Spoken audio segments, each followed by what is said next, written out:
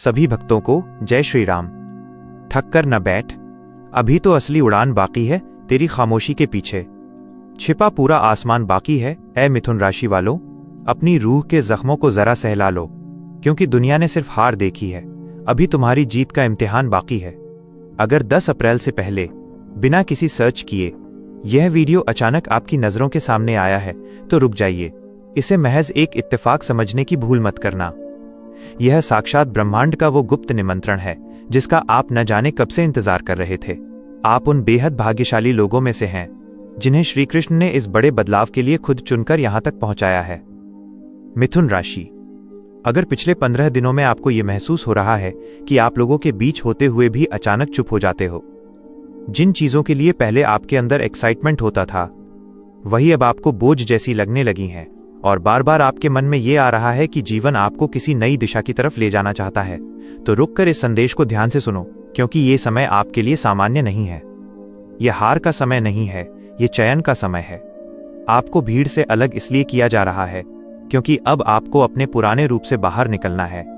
वह रूप जो हर बार समझौता कर लेता था, जो अपनी खुशी को पीछे रख देता था और दूसरों की उम्मीदों के हिसाब से जीता था।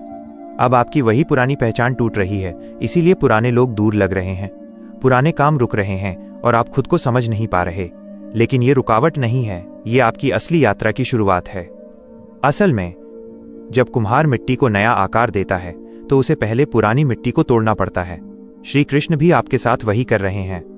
वो आपके जीवन से उस कचरे को साफ कर रहे हैं जिसने आपकी तरक्की को रोक रखा था। पर याद रखना, इस एकांत का मतलब स्वार्थी होना नहीं है। ब्रह्मांड आपको शक्ति इसलिए दे रहा है ताकि आप दूसरों का सहारा बन सकें। आपको भीड़ से अलग तो होना है, लेकिन अपने दिल को पत्थर नहीं बनाना है। जब आप अपनी नई पहचान की ओर बढ़ें तो अपने आसपास के उन लोगों को मत भूलना जिन्हें आपकी जरूरत है। आपको जरूरतमंदों की निस्वार्थ भाव से मदद करनी है। आपको बस हमेशा खुश रहना है और अपनी आंतरिक शांति को बचाकर रखना है। अगर आप चाहते हैं कि श्री कृष्ण की कृपा आप पर बनी रहे और आपके जीवन में जल्द से जल्द शुभ फल नजर आए, तो आपको ये छोटे छोटे सेवा के कार्य शुरू करने चाहिए। अपनी छत पर या बाहर पक्षियों को दाना डालना शुरू करें और सामर्थ्य के अनुसार गरीब लोगों में वस्त्रों का दान करें।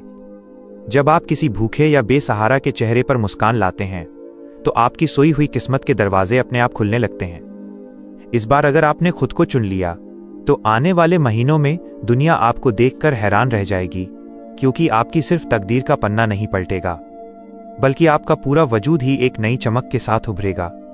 अब अंतिम संकेत सुन लो। जिस काम के बारे में आप रात को सबसे ज्यादा सोचते हो और सुबह होते ही उसे टाल देते हो, वही आपका असली रास्ता है। वह विचार कोई वहम नहीं, बल्कि आपके आने वाले कल की हकीकत है जिसे श्री कृष्ण आपके सपनों में भेज रहे हैं।